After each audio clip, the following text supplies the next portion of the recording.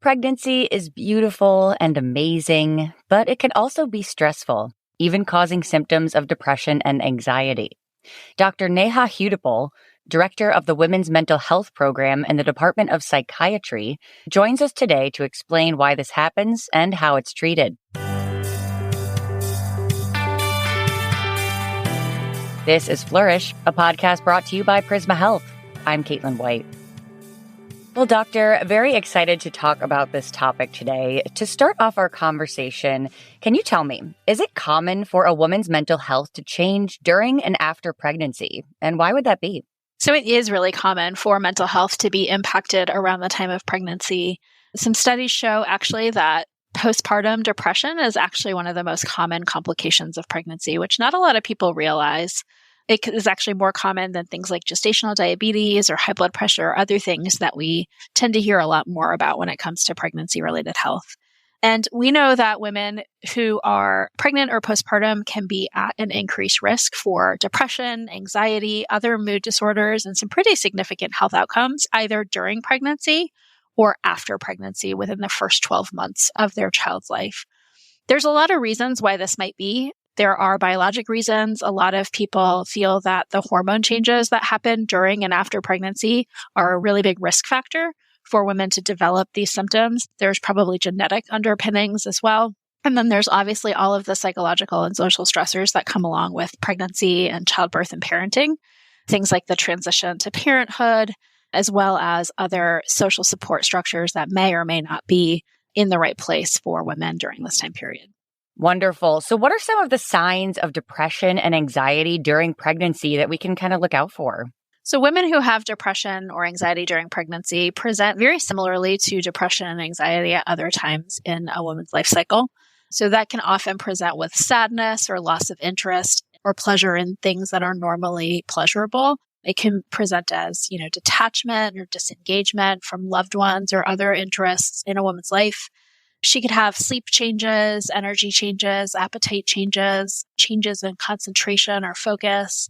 And significantly, in severe symptoms, you can have women who start to think about whether or not they, want to be living anymore. So they can have thoughts of suicide or even just feeling like life isn't worth living anymore and feeling very hopeless and worthless and often very guilty.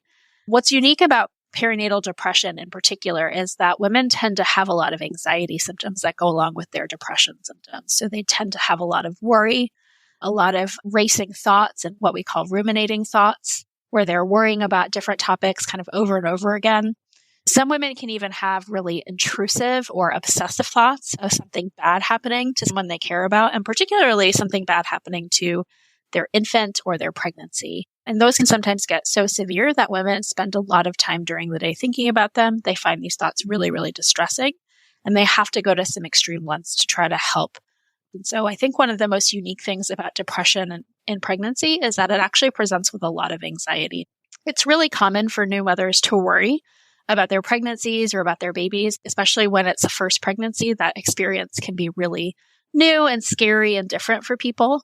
However, this anxiety goes beyond the normal worries of pregnancy and the postpartum period. So these women are really spending a lot of time worrying. The worrying is really interfering with their ability to function on a day-to-day basis. And so those are the symptoms that I would encourage women to really be watching out for. And perhaps one of the most concerning kind of outcomes of having depression or anxiety during pregnancy or in the postpartum period is when women start to feel a different relationship with their infants. So they start to feel like they have to detach a little bit from their babies because they feel so overwhelmed by sadness or anxiety. Or they have to feel like they have a hard time separating from their babies, that they can't let anyone watch their baby or hold their baby because they're so fearful. And those are some of the outcomes that we really try to prevent when it comes to identifying and treating these conditions in pregnancy. Well, thank you for those signs. Definitely something that we can all watch out for.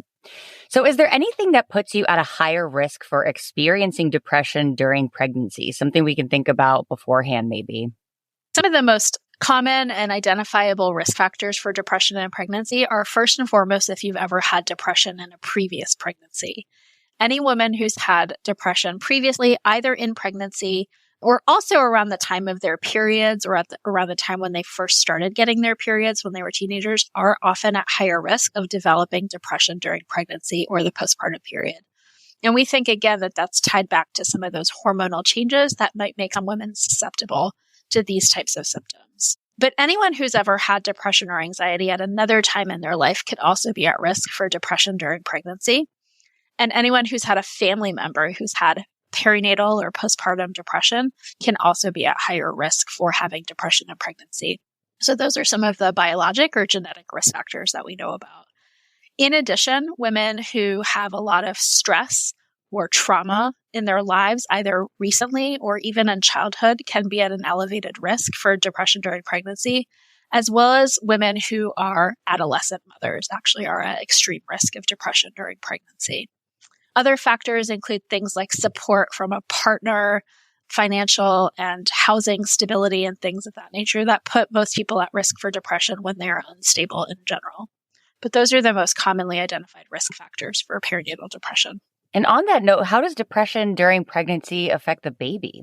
So this is a great question. And what I want to emphasize first is that while there's a lot of research looking at how depression and anxiety in pregnancy affect the growth of the pregnancy or the fetus or the baby after delivery, that a lot of that information or a lot of those risks can go away when a woman is adequately treated. So I want to start by saying that, because what I don't want to do is to scare people into thinking that this is such a horrible thing.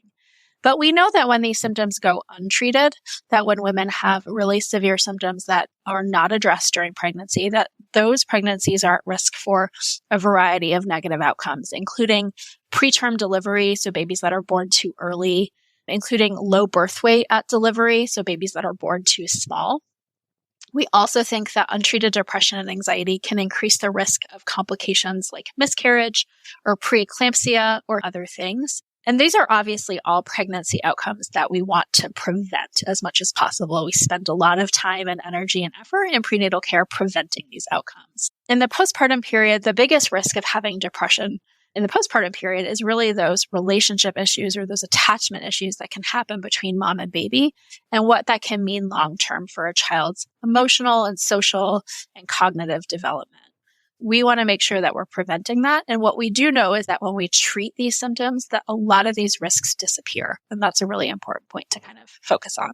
Well, let's talk about treatment now. How is depression treated during pregnancy? And is it safe to take antidepressants then? I think the first part of the conversation about treatment has to start with how we identify it. So right now, all of our prenatal care providers, like our OBGYNs and our midwives, are all screening regularly for depression and anxiety during pregnancy. And this is based largely on the recommendations of a lot of different organizations that have recommended that all women be screened for depression and anxiety during pregnancy.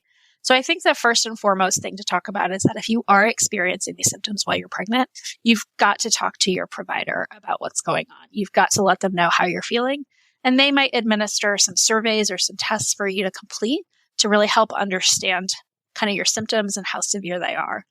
Once you're identified as having, potential depression or anxiety during pregnancy, your doctor or your provider are going to talk to you about your treatment options. And if you have relatively mild symptoms that are not very impairing for you, the primary treatment is usually referring to a therapist or doing some adjunctive treatment where you're really focusing on your wellness and your health. But anyone who has more of a moderate to severe picture of symptoms, we're really going to recommend taking medication in addition to those other adjunctive treatments, because we know that when we combine those treatments together, that they tend to be more effective. And our goal in pregnancy is always to decrease the amount of symptoms of depression and anxiety a woman has so that those risks that we know about when a woman goes untreated can disappear. So in terms of taking medications to treat depression and anxiety during pregnancy, there is no yes or no answer to that question. But the one thing that we do know is that these medications are incredibly well studied. There are lots and lots of papers that have been published looking at their safety.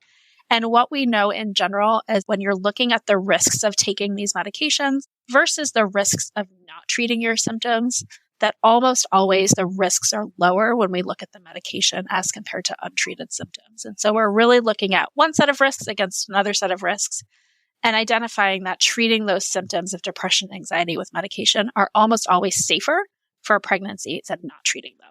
Well, if you're being treated for depression already and then want to become pregnant, what is the recommendation for that course? One of the best done studies that I've ever read has looked at women who have a pre-existing history of depression. And when they stop their treatment to get pregnant, their symptoms almost always invariably get worse.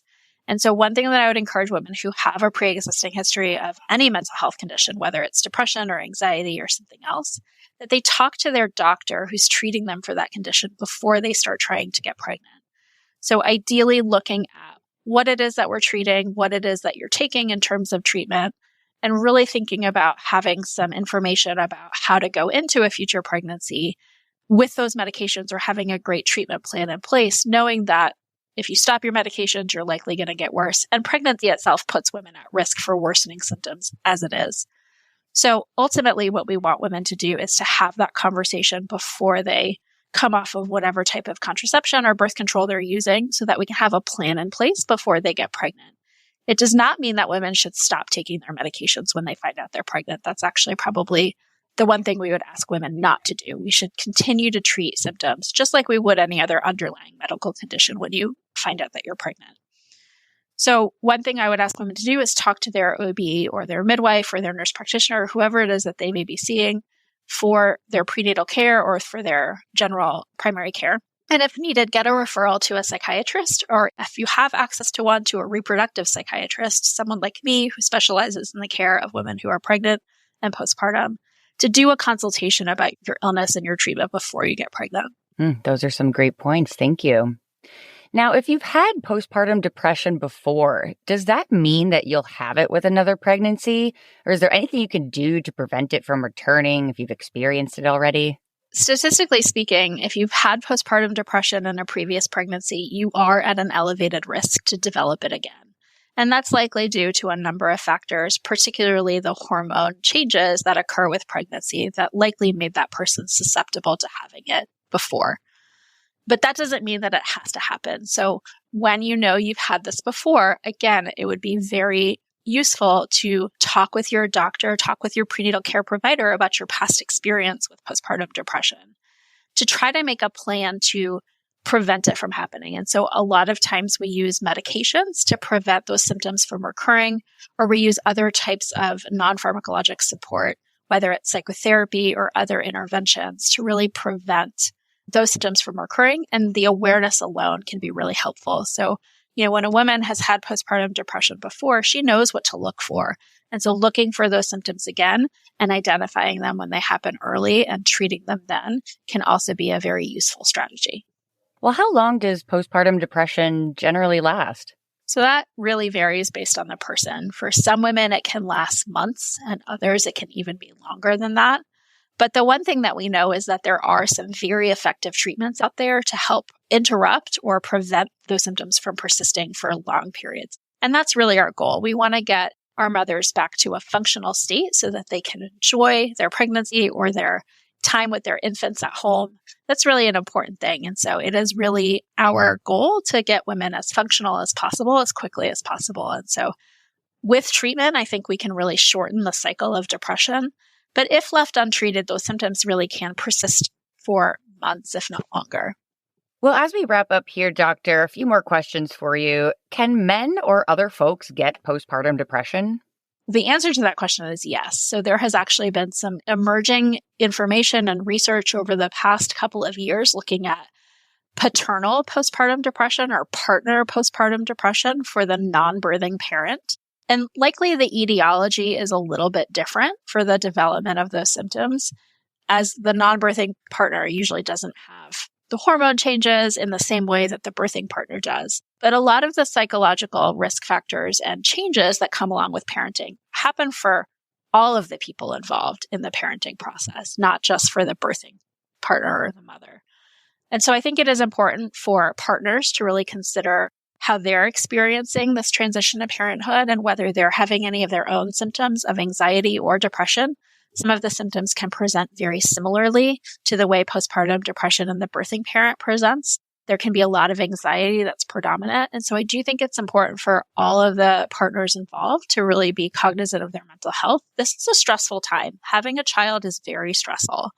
And it's not easy. It can be very joyful and very, very rewarding, but it's also a very hard transition. And so I think it's really important for people to understand that anyone can be susceptible to worsening mental health symptoms at this really stressful time.